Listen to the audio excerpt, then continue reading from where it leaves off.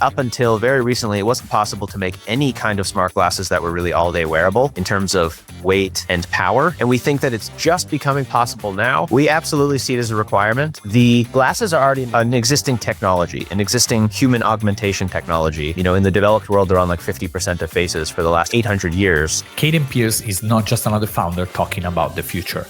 He has spent the last 7 years building it. From creating custom smart glasses with Steve Mann to developing AI agent at MIT, to now leading Mentra across San Francisco and Shenzhen, Cayden is building the OS for the next 8 billion personal computers. He mentioned something most people in AR avoid admitting publicly. The use cases that truly work today are not the ones that most companies are building for. One of the major use cases we see, over 50% of our users of Mentra OS are this is absolute killer use case. From consumer application to enterprise workflows and streaming, Cayden explains how developers can start building on this platform and make money. If you dive in, in a week or two, you could be actually really knowledgeable about smart glasses. One guy, he charges about 10K an app. The other guy charges about $1,500 a day for smart glasses development. And part of what makes this conversation so interesting is how brutally honest he is about what works today, what doesn't, and what needs to change for AR to break out of the hype loop it's been stuck in. I don't think that there's the critical mass that it makes a lot of sense to, for the purpose of building a business, to try to say, I'm just going to build an app and deploy it. We're going to need another turn of the crank. And finally, Cayden shares the part of the roadmap that might matter most for the future of this entire category. And we really want to make a true tool that changes your life. And the battery is 16 hours. So we want it to transcribe to caption from good morning to good night. But before we get into it, I wanted to remind you that if you don't have the time to watch the full interview and want to learn from other founders and creatives at the intersection between XR and AI, you should definitely check out the XR AI Spotlight newsletter. By subscribing, you will get weekly interviews like this directly in your inbox and access to a list of tools and apps that allow you to experience Gaussian splatting in VR, on Quest, and Vision Pro. Just check the first link in the show description. And now it's time to roll the title and welcome Cayden under the spotlight.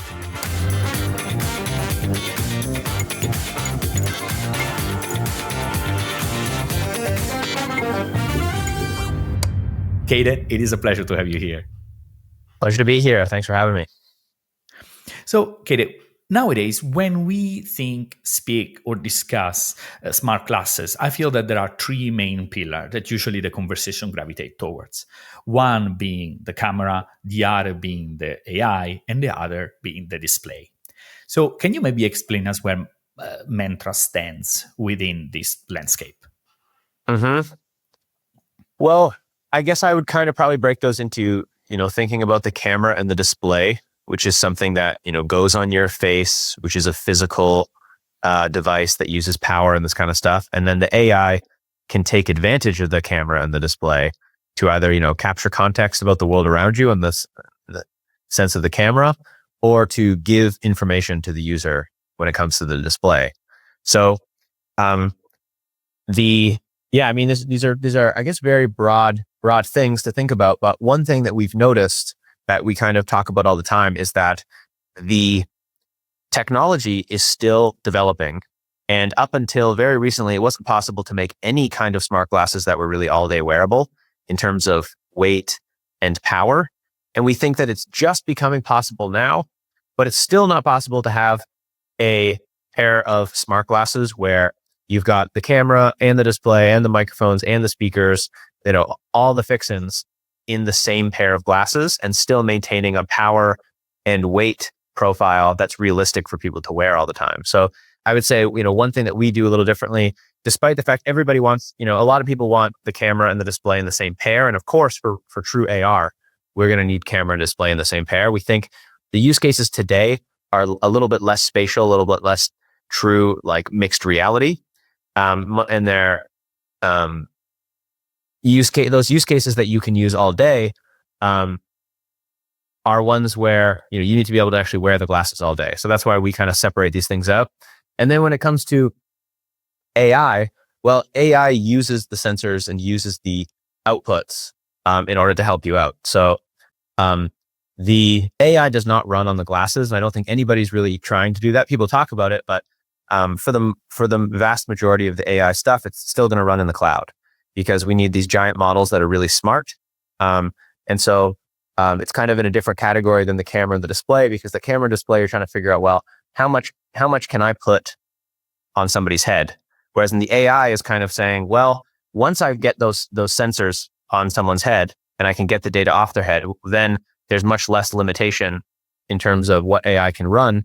But there are specific questions when it comes to smart glasses and AI that are different than for other people. Like latency is much more important if you're doing some kind of like proactive AI or translation or captions. All of those are AI, but they need to be super low latency for them to really be useful, because smart glasses are different than a lot of other interfaces where they're giving you real time information as conversations unfold or as events unfold, and so them being really fast is super important. So yeah, I would say the things we think a lot about are the power and the size, so that we can actually get them on people's head. And then in terms of AI, like being super fast and working with those sensors in a way that we kind of split up where the processing happens. So the sensors are on the head and the AI is in the cloud.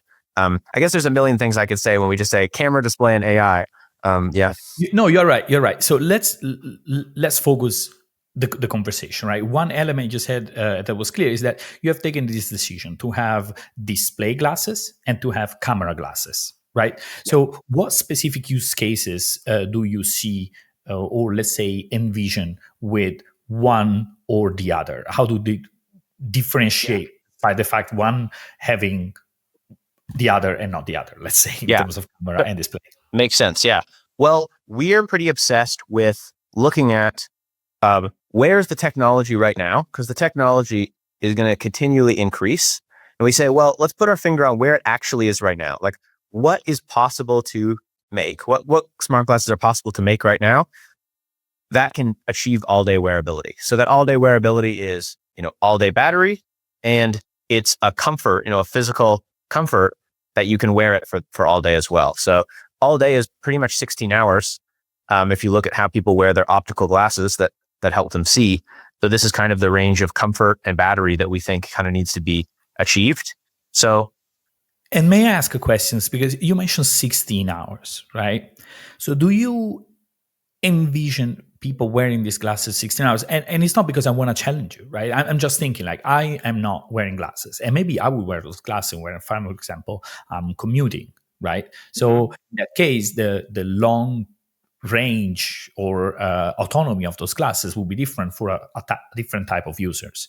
So do you see that as a whole day a hard requirement? And what does it mean, that full day in your, let's say, specs? We absolutely see it as a requirement. The glasses are already an existing technology, an existing human augmentation technology that have been around for a very long time, like 800 years, and have been mainstream. In the developed world, they're on like 50% of faces for the last 100 or so. The thing that we notice is glasses are not convenient or easy to just carry around with you. You can't just put them in your pocket because they're kind of delicate. So you have to put them in a case, and the case is big. So best case, you have them in your backpack. Normal case, if they're not on your face, they're going to be at your house. They're on your bed stands. They're in your drawer. And we've seen that a lot with other glasses that aren't all day wearable, like the Meta Ray-Ban AI glasses. They are interesting. They have some good use cases, but for the most part, after people play with them for a bit, they end up not really being used because they're not on their head. So we think that the glasses that are really going to take off are the ones that you slide on in the morning, especially for people who need prescription, like me. I've worn prescription since I was a kid. And those will then be upgraded to give them more capabilities. And we also see, like, if you look at some of the killer apps, so bring it back to the original question, like, what are the use cases? Well, one of the major use cases we see, it's over 50% of our users of Mentra OS are deaf and hard of hearing running captions. This is an absolute killer use case. And what they tell us over and over again, why we still feel it's maybe one generation away from a lot of deaf and hard of hearing people adopting this, is because of the all day wearability issues. So with some of the glasses now, they're in the low 40 grams. That's really great, but it's not quite there to really wear like 16 hours for a lot of people. started to give a headache, even at like 42 grams or something like that. And the battery, if your captions battery lasts 5 or 6 hours, that's great, but it doesn't run all day. And so their default habit is still switching to Google Transcribe or whatever app that's on their phone. So we're pretty convinced that we're gonna need to get all day battery and all day wearability for people to actually be able to switch their habits to the glasses, as opposed to the glasses are a nice toy that you can use for a few hours, but then you take them off again because you don't really carry them around with you if you're not wearing them in the first place. And if they're dead, you're not getting any value out of them when they're on your head.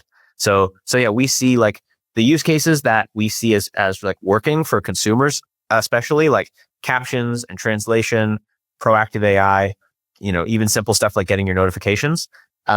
It's valuable because you're already wearing the glasses when you need them. You don't like crack them out and slide them on and put them back away. It's just immediately there, available for you. So yeah, we're obsessed with all day wearability. And because the question also started with display only and camera only glasses, right? So yeah. I imagine what you're saying are for, I think, the display. Then I'm talking about those use cases. Definitely are the display use cases that we see, and we're definitely much. We think that the consumer ready, mass adoption is going to start on the display glasses side, for multiple reasons, because of weight and power. But also more than anything because of the use cases that it enables, and because of the much higher social comfort that comes from not having a camera on your face. That's still it's still in many circles doesn't fly, makes people uncomfortable, this kind of thing. But when we are talking about camera glasses, some of the use cases that we see as the most useful actually are, well, one of them by and far, it's kind of the analog of the captions is glasses for the blind. So we see a huge, one interesting stat I heard was that it's only about 3% of the Meta Ray-Ban users are blind, but they account for 17% of the queries that are made to the AI assistant. And there are giant Facebook groups that have tens of thousands of people in them. There's it's a massive search term, smart glasses for the blind, where you have a camera that's being live fed to a very intelligent multimodal AI, and you can say, it can read things for you. It can remind you where the door is, so you can find your way out of there. It can whisper in your ear when somebody is approaching and tell you who it is. It can help you find your things. If you put a bunch of stuff on the table, helps you grab the keys when you're in a rush to get out of there. It can basically be your eyes for you. And I don't think anybody's actually made a great experience. There's a few companies who are trying to do that. No one's really cracked that, but that's one of those ones where I see, massive potential, hundreds of millions of people using these every day for accessibility. And it's interesting that, on the camera glasses side, one of the number one use cases, and on the display glasses side are both accessibility, and we care a lot about that. The other kind of some of the major areas for the camera glasses in the shorter term, actually, I think it lies more in kind of like enterprise and work that people are performing. So if you are, a worker on assembly line doing QC, quality control, your glasses can see everything you see, stream that to a database, run it through an AI that's been trained on exactly what things should look like. Maybe you're a worker in a greenhouse and you just started the job. You don't know how to identify all the plants. You can walk through and the AI can figure out which plants need water, which plants need something fixed about them, and they can just tell you exactly what to do. Maybe you're a car mechanic, and every time some car you don't work on that often comes in, you see a new bolt you need to take off, and you got to go or put on. You got to go find the manual, look it up, figure out what's going on. Maybe you waste 5 or 10 minutes every time you have a question. Whereas in the AI, you could just look up at it, look up at the car, ask a question, and what's the torque spec of that bolt? And it immediately answers for you, and you just keep going. Or maybe like a delivery driver who is, pulling their phone out every 30 seconds to check, what package am I getting? What's my next address? Where should I drop this off? What's the protocol for this one? Do I leave it here? Do I have to get somebody to answer? And then when I leave, I need to take a picture of it at the door. All of those things previously were taking a lot of time and a lot of, your hands are full, even though you're supposed to be carrying packages. Now you can do that all on your glasses that are speaking to you in your ears. I may be overlaying information later, but for now, just talking to you and then taking pictures. So for the camera side, we see some of these like specific use cases for like the blind and prosumers, like streaming. I'd say maybe is the last big one. Is people love to share, people love to stream. I think especially with in the where we've just passed the point where you can now generate completely lifelike AI videos where that people can't tell are AI. This just happened. I think we're going to see a societal shift to caring more about authenticity, real time, multiple people streaming together, those people you trust. And so, it's real and it feels, humans really care about things that are real. Like it feels a lot more, it's a lot more interesting. I don't think all of a sudden everyone's just going to be watching the AI generated soccer game. They're going to watch the real one because it's real. And so I think that this is going to actually help in a lot of ways where people will be streaming their POV to all kinds of platforms and sharing it, and maybe even doing collages where you've got a team of 3-4 streamers that all are streaming live, and then you have an AI that's the producer, that's the director. It's flipping between the streams to get the best angle. Whoever's talking, if I'm talking, we should flip to your camera so it can see me talking. So I kind of wonder sometimes, well, is it going to be just the egocentric video that is the stream? Probably not. It's probably groups of friends, or you have someone filming you and your egocentric, this kind of thing, because people love seeing streamers. But yeah, it's I'm throwing a lot of them out there. But to summarize, on the display side, some of the really top ones we see are like captions, translation, and proactive AI, and then a mix of a few other things that are nice to haves, notifications and stuff. And then on the camera side, we really see for camera glasses for the blind, for enterprise with all those different use cases I listed, and I could go further, and then streaming. Thank you very much for the coverage. And actually, the streaming is something that I didn't think at first, but it does brings another dimension to sharing, right? Because that is still not something that is easily done, even with a camera. It just feels awkward. But when you bring in another element with maybe multiple people sharing an experience, that was indeed, I think it brings a different level of shared experience, right? That right now is not necessarily possible or easy to recreate from someone creating content and sharing it live to people. So that is indeed another interesting thing. And of course, under all this, the battery is again one of the fundamental aspects, right? Is the ability to do it for a long time. And I was still curious, what kind of like technical trade-offs did you have to put in place to have these glasses and hardware that runs the whole day? How does it work? Yeah, sure. Well, I mean, just to be clear, we can't stream video. We can't stream HD video for an entire day. Okay, sure. But some of the trade-offs, I mean, one thing we consistently do is we go further. We kind of like optimize further than almost anybody else in terms of our stack of electronics that we use. So when it comes down to it, you've got a bunch of sensors, output, actuators. You've got chips in your glasses, and each of them uses a bit of power. And the question is like, well, how much power are they using? Usually your SoC, your CPU is going to be using the most power. So what we've done for example, on our camera glasses, is we've used a very low power chip, where most people are using like a Qualcomm AR1, which is designed for smart glasses, but unfortunately it runs at very high power, and they're working on future versions being a lot lower. Whereas we've used a what's more like a low-end smartwatch chip. So that led to a lot of our Android embedded team doing a ton of work to optimize, and it's very difficult to get a really amazing camera stream out of a cheap SoC like that. But since we did it, and since we put in the work, and now that the camera's looking great, it's very much worthwhile, because now it's allowing us to push the battery a lot further. So if you're not streaming, your battery on these will last like 12 to 16 hours for normal use. And then we can squeeze out like an hour of live streaming depending on the settings. So for, everyone's trying to make it lower power. You try to optimize, you try to put it to sleep when it's not being used. But in the end, a lot of it's just about like, taking things away. Like our camera glasses don't have a display, so they're not spending all that power on the display. Taking things away so that it's able to run for longer. So when we look about the AI stack, right? So you have mentioned that, of course, it runs on the cloud. What kind of models do you use, or what kind of models developers have access to? What have you learned through this journey that I can imagine of testing and playing around with so many options that are getting better every day? Yeah. Yeah, good question. Well, it totally depends on what you're doing.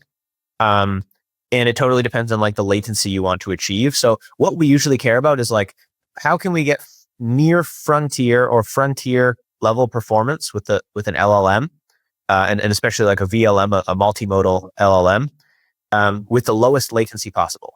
So it basically every few months we go back and we test every one of them because they all get updated and we see which one is great, but also super fast. Right now, Gemini is in the lead in that sense. We use like Gemini 2.5 Lite, which is really smart, really fast and it's multimodal. That's the one we've been using for things like Mira. You ask a question to the AI and it answers it for you. It's not necessarily something revolutionary, to ask a question, but it can, if you ask a question, it'll automatically take a picture, send it to Mira, and it answers. And so you can ask about something that you're looking at, something in front of you, or if it's the display glasses, you just can ask a question about anything that you want to. What really matters is that it's super fast, especially with the video. Then there's models for proactive AI stuff. So if you have an app like Merge, which is listening into the conversation, and then when somebody asks a question and nobody knows the answer, it'll answer it for you. For example, you mentioned something about your numbers, your company numbers that isn't accurate. The fact checker agent in Merge will spin out and tell you that's not actually right because it just checked your Google Drive. That use case, again, it's really about what's the smartest one we can get that has super low latency.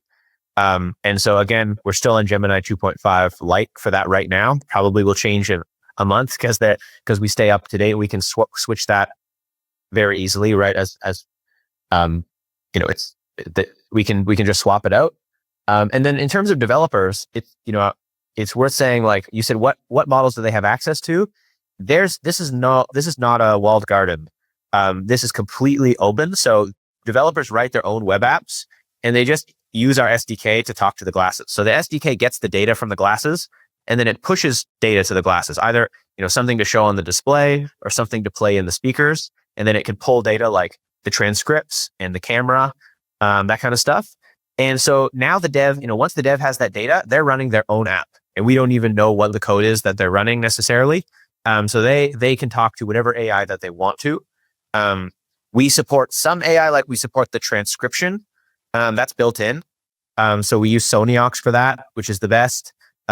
We also support like text to speech so that they don't have to spin that up themselves. We use 11 Labs for that, which is great. But yeah, for the most part, devs are going to roll that themselves because they have all kinds of needs. And that's why we've designed it in this way that like, there's no walled garden. It's just a web app and you do whatever you want. So I want to keep talking in a second about the developer ecosystem, right? Because I think it's crucial to have these classes have a utility and have something that can be used that we don't even imagine now, right? But before doing that, there was one aspect still regarding the camera glasses, right? You mentioned like it can take a picture, it can take a video, and many people, as you mentioned also at the beginning, an idea of an always-on camera is not something that flies very well between people. So how do you kind of like address that in a way and kind of like explain and manage the data that are captured? I mean, we can discuss about audio, but visual as well, right? Someone that might not have signed up for it, for being in a database. Yeah. Yeah, I mean, I think it's very context dependent and sensor dependent. It's something that we care about a lot. I mean, you certainly can't, just brush this under the rug and forget about it. It's very important.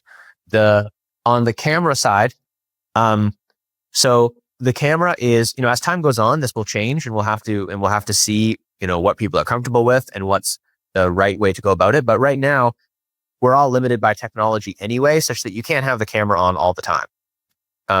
Nobody has the camera on all the time. And so when our camera is on, we have a privacy light that turns on to tell people who are standing around that's turned on. That seems to be kind of the approach that's sort of people are converging on. And is that how things are going to go forever? Well, I think we're going to see how this all unfolds, but a lot of the decisions we make need to be based on, where is the world at right now, and what is socially acceptable, moral, and legal to do. So in the camera side, it's, people are fully being told that they're being recorded. So I would say the camera glasses are more are less discreet than a phone. A phone, you could go around, pretend you're texting, and record people. Whereas on the glasses, it's forcing you to have a light that's turned on, that's blinking on your face. That's more obvious, I think, than anything else. So I feel that kind of mostly covers this. But when it comes down to it, for the camera as well, it's up to the user to decide when they run or when they don't. They have a phone that has a recording app on it and a camera on it. They've got glasses that have the same thing, and it's up to them to make sure that they are following, proper social etiquette and legal, laws, so that they can, not break laws and not have people pissed off at them. Abuse. Of course. And how does this work with the let's say if I'm a developer, right? In a sense. So that's also then up to developer, make sure that those data that are captured via video or via camera then are also, let's say, treated accordingly to legally, so to say, then at that point. Yes, absolutely. So we have a permissions system built into Mentra OS that forces a developer in their app cannot get access to any sensor unless they have permission to access that sensor. And they don't get permission to access that sensor unless the user grants it to them. So, we're all familiar with this from iOS and from Android, and it works the same way. Now, after the fact, once they've gotten permission for it, well, we try to, our app store is almost entirely, in-house apps right now. And as we open it up to more third-party apps, we have a review process to try to make sure that they're not doing things that are, not ethical or not legal. But at the same time, the user will have the full control over that. Like, just like in Android, you can sideload an app. In Mentra OS, you can sideload an app, and we can't, by definition, can't control what those things do. So, we, by giving power to users, it also slightly increases their responsibility to make ssure that they're running good applications. So probably 95% of people will stick to apps that are in our store, which are vetted and we know are fine. But yeah, we try to make sure in every way we can that devs are also following the rules, and we don't give devs the option to stream or record without the privacy light on. So they don't have control over that. If the camera's on, the light's on. Clear. So we mentioned several times the dev ecosystem, right? You have this app store. How does the whole process work, right? Let's say that I'm a team, and maybe the first step is, why should I develop for these glasses and not maybe the others that are coming on the market? So that would be the first choice. Maybe we can start with there and then see what's the process of creating an app. But why should I invest my time and effort in building for this hardware? Well, it depends on what you mean exactly, because our direction, we already support 3 different pairs of smart glasses from 3 different companies, and we've got over the course of the next year, we're gonna at least double that in terms of number of companies. We already are kind of working with some companies who are going to be launching, from the start with Mentra OS as their main app and as their main SDK. So in some ways, it's not necessarily, you're not necessarily getting tied to a single hardware device. There's already multiple pairs, more are going to be coming. So it's not necessarily a question of like, why develop on this hardware, because any hardware that you can develop on that has any kind of openness or any kind of SDK, that's a good hardware, then we're supporting it. So the reasons why, like, if you think it through, I think you have to think about what app you want to build. So we would say, excuse me. So on the consumer side, I wouldn't say that now is the time to build consumer apps with the perspective of like, oh, okay, it's 2012, 2013, and I'm building iPhone and Android apps. We don't want to necessarily like claim that, because we saw with, for example, with other platforms like the Apple Watch, when they really amped it up as like, this would be, you should build apps for the Apple Watch and all this kind of thing. And then it turned out that that wasn't really the way that people were using it. You end up with developers who are like, oh, well, I put all this time and effort and I quit my job to build Apple Watch apps, and then nothing has happened. I think smart glasses are very different than smartwatches. So I do expect over time, it will be very much app based. Of course, we're making OS for it. Of course, we think that. But today, I don't think that there's the like critical mass that it makes a lot of sense to, for the purpose of like building a business, to try to say, I'm just going to build an app and deploy it. Like, I'm not building glasses or anything like this. I'm just going to build an app and deploy it. I think that's going to happen very soon. And I think it'd be very wise to learn smart glasses development. But if you're building fully a consumer app, it's going to be better to focus on like because you want it for yourself and because you want to learn, because we're going to need another turn of the crank, maybe another year or so before I'm going to start proclaiming like, yeah, you're going to make like enough money to sustain yourself by building a smart glasses app. So that's one thing. The other thing is we're saying is like, well, there's other ways of making money as a dev than just building a consumer app and putting it on the store. So we have actually on our site, we have some featured devs that we've shown, all of whom have made like tens of thousands of dollars just in the last few months building Mentra OS apps. One guy, he charges about 10K an app. The other guy charges about $1,500 a day for smart glasses development. And there's more people cropping up like this. So I think that there's a lot to be said about, you don't necessarily have to build an app that gets 1 million users. You can build an app for a single company that has a need, and you can, you could work a full-time job doing that. And then the last one of how do you build a business on it is, well, if you make the market, then you can do it as well. So I think there's going to be a lot of very successful companies in the space of using smart glasses and applying them in enterprise. So we have quite a few partners that have bought Mentra Live that are very excited for December when we ship, so that they can build an MVP and deploy it in their existing company. So, a company like, for example, there's like a liquor distributor, and they have their employees go around and they take pictures before they stock up all the liquor. They take a picture of the shelf so that they can have a good idea of like, what does it look like right now? How much of, which shelves are empty and which are full? How do our sales tags and everything look? And then they feed it to an AI and try to optimize so that they can sell more. But right now, to do that picture taking, every single time they have to put all the boxes down, take out an iPad, this big, and take a picture of it, and it uploads, and then they put the iPad away and keep going. And it just in terms of time and ease is brutal.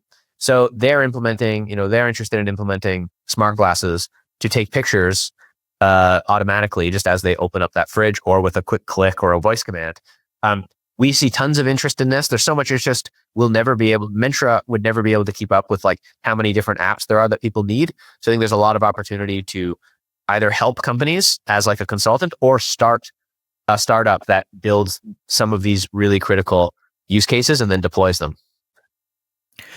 I especially love the second example you made when you says, okay, you're going to build it, but still you can generate money by, for example, working with others and taking advantage of the visibility and the network that, for example, you offer as, let's say, top tier developers, like the one that maybe are also early adopter, to then give them the connection and give them also the opportunity to build on those top tier projects. And I think this is something that sometimes you don't immediately think about, right? You're always thinking about, okay, I have an app, I need to sell it. Or maybe you are already within a company and you are part of the team that is maybe like very slow in these enterprises. And then you need the people that have the experience on the field that can just come in for 3 months, 4 months, 5 months, build something. And then after that, I think it's also a great opportunity because that allows you to branch out, right? Because once you have one app, people in the company will start, oh, this was actually a success. Maybe should expand to other use cases. Yeah. And the cool thing is, it's like, it's easier than you think to build smart glasses apps. And so the cool thing is, if you've never used Mentra OS, you in one weekend could become pretty powerful in terms of building smart glasses apps. If you already are a dev, know some TypeScript or whatever, and you could, within a few projects, become an expert. And then, these companies, they don't have any clue how to get smart glasses or use them or whatever. But if you dive in, in a week or two, you could be actually really knowledgeable about smart glasses and what's possible now and what kind of apps you could make. So it's one of these ways, like you could just, if you just go write TypeScript as a consultant somewhere, just randomly, you're not gonna get paid that much. But if you're doing smart glasses apps and you're a smart glasses app consultant, I think we're already seeing how much people are making, and I think that's going to explode. So I do have another point, because I mean, when you hear about all these businesses, right, that are curious and maybe wants to bring these glasses on the shop floor or maybe in real world scenarios, there is always, let's say, IT on the way, and that is preventing something or slowing things down. No? So what maybe, I don't know if it's an advice or help could you give based on the experience that you had with people that have brought these classes on shop floors, and they are deploying it in specific use cases that maybe are not, let's say, critical. So maybe it's not like a surgical room, let's say, where there are extra difficulties, but what is, for example, a store or maybe something where it could be used, let's say, in a normal fashion. Do you have any advice for this company that would like to get these glasses, try them out, and facilitate that adoption within the company? Yep. Yes, but I would just preface by saying, we're also really early. We're shipping Mentra Live in December, and Mentra Live is really, with the camera glasses. There's never been glasses with a good camera, there's never been really good camera glasses with an SDK. And so, we don't know what we don't know in lots of ways, but maybe one useful thing I could say is what we've noticed is we have met people from very big companies a lot of them have reached out to us, and the speed that they go is a lot slower than, we would like to go, and that probably, another startup would like to go. And what we think is a better strategy is to work with medium-sized companies that have already deployed with the big companies, that already have an app on every single one of those employees' phones, that already have the NDAs and the GDPR and the data and all this stuff worked out, and that are they're medium. They're probably, they're a much younger company. They're much more tech savvy. Work with those people who they have both a budget and a immediate, large company that they can deploy it in. That seems to be the best of both worlds. And, our upcoming in like December, January when we ship is kind of the direction that we're leaning in. So I would say, yeah, it's like, don't necessarily try to, deploy with Coca-Cola or Toyota as your very first customer, but either work with someone who's smaller or find someone in the middle who's already deployed with them, and now it's just something that they're extending. Or if you're that person, if you are that company, then it's a good place to be, and you should look at how you can adopt smart glasses to help your customers.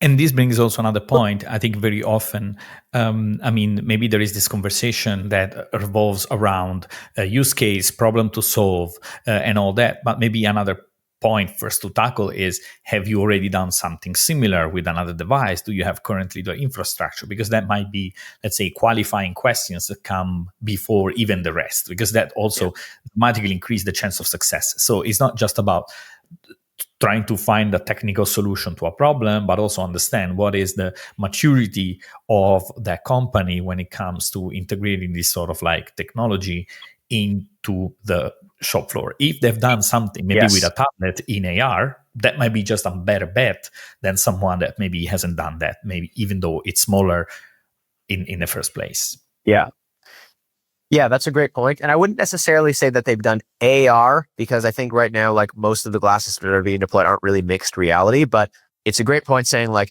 do they have an app that already does the thing that they want to do? That's and do they use that app all the time? That's a great sign, because it's like, okay, they had the problem, they wrote an app to solve it, and they use that app daily in order to solve it. So now it's just a question of like, well, would smart glasses 10 or 100x that? So some things it's like, no, not really. They do it once a day or maybe a few times a week. They don't need to wear glasses all day, every day to save 12 seconds on something. But oh no, they do that. They do that about 80 times a day. And on their phone, it will take 3 minutes or a minute, say. And on their glasses, it'll take 10 seconds. That's probably one that's a really great direction to go down. So you mentioned Mentra is shipping in December, correct? November, Yeah. December, you mentioned. We're shipping Mentra Live. So we've already deployed. Mentra OS is already available generally on multiple pairs of glasses. So maybe before asking what's coming next, there was just one more questions that I had for the developer side. So let's say I want to start developing. What do I get access to in terms of documentation or SDKs? How can I start? Yeah. Well, you would start at docs.mentraglass.com. That's our documentation. And there's a quick start in there that you would run through, take you 10, 15 minutes to run through it. And now you have a smart glasses app up and running on your phone. Even if you don't have smart glasses, you can use the simulated glasses feature so that you can kind of pretend you have smart glasses. So that would be the first thing to do is jump in there, put together a quick start.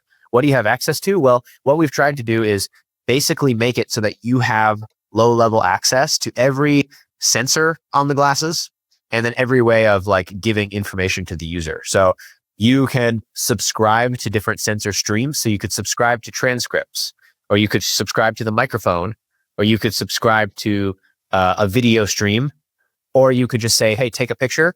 And then when it takes it, it sends it directly to your app. And then you have that raw image. And then you could push stuff as well. So you could push different UI events to show information on a display. And that's kind of like tries to help you with those UI events to fit into the limited screen real estate of modern smart glasses.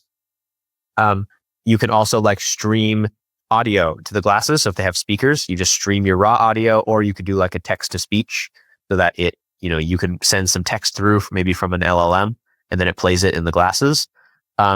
It will tell you have discoverability. So you can ask the SDK, well, what glasses are connected?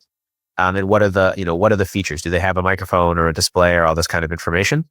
So basically, if you go to the docs, you can see everything about the SDK, but we really try to make it so that, even though you're writing your TypeScript app that runs in a web app, it's almost like we try to give you full control over the glasses, like you were writing firmware on the device. And so then to close it up, you are releasing Mentra Live, and then what's next? So what can we expect maybe from you in 2026? What's the roadmap? Sure. Well, aside from the hardware, we're doing a lot of work to improve Mentra OS in general. It's a massive project that we're undertaking. It's fully open source, and we kind of did. We've gone through multiple iterations realistically over many years, because me and my co-founder, before we founded Mentra, were working on all of this in open source and academia, and we built a completely different version of this before. And then in the last year, we've kind of redone everything to what it is now. And now what we've been doing a lot of work in is kind of like solidifying the whole system. So getting it working well for a small number of people who all live in the same place was step one. But now there's a much larger number of people who live all over the world. And that's what we're kind of doing. So we're making it work really well for everyone. And so in early November, we have a new release, Mentra OS 2.3, where we've kind of refactored a whole bunch of stuff about how the data moves around, the protocols underlying everything. And we're really excited for that because it's going to massively improve the reliability. So we want to make sure that foundation is completely rock solid for developers, so that they don't have to ever wonder, if it's their problem or the SDK problem. So that's one of the things we're very excited about is putting out this new release with the new refactor that we've been working on, kind of just quietly chugging on intensely. That's exciting. Next year on the OS side, there's going to be a lot of developments coming, but one thing we're excited about is moving to this federated backend. So right now, it is a requirement that you have a cloud component in this glasses OS, because all the apps are relying on AI to work. And if you did everything on the edge, you would have 5 different apps that are all streaming their own, the exact same data to their own backend and then streaming data back. It would kill your phone battery. And that's what we found previously when we did it all on the edge. So it makes a lot more sense to have a super efficient, low latency connection to the cloud, the one relay server, and then spread it out. So currently we host that relay server. It's all open source. But we want to give other people the ability to run their own relay servers because we think, we really want to build the open protocol for smart glasses. And so we need to make sure it's not completely reliant on us for some piece of it, or it's not as open and shared as we would like. So that's something I'm very excited about, is just moving even further in the direction of fully shared and open by doing the federated backend. And then on our hardware, we're working on a pair of display glasses. The code name is Mentra OS. And these are super focused in on captions and kind of in general being a reference design for Mentra OS. So we can open source all the firmware that runs on the actual glasses themselves, so other people can do a better job of implementing Mentra OS glasses. But yeah, with Mentra OS, it's a 2-eye display that's green. It's a pretty low field of view. It's got microphones, but it's super lightweight. It's going to be around 37 grams with the prescription, so something you can actually wear all day. And to us, that's critical. We think that pretty much every other company out there is mostly just making toys that are cool because you can only wear them for a very short period. And we really want to make a true tool that changes your life.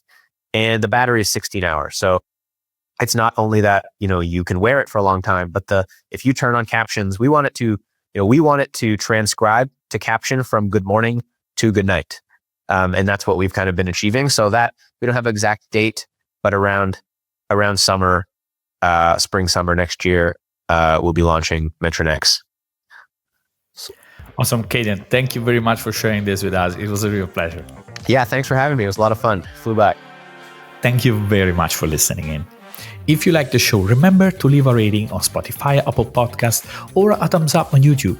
It really helps me keep doing this and shine the spotlights on the greatest founders and makers, pushing the boundaries of XR and AI. Also, make sure to check out the show page xraispotlight.com, where you can find more conversation like this one. Till next time.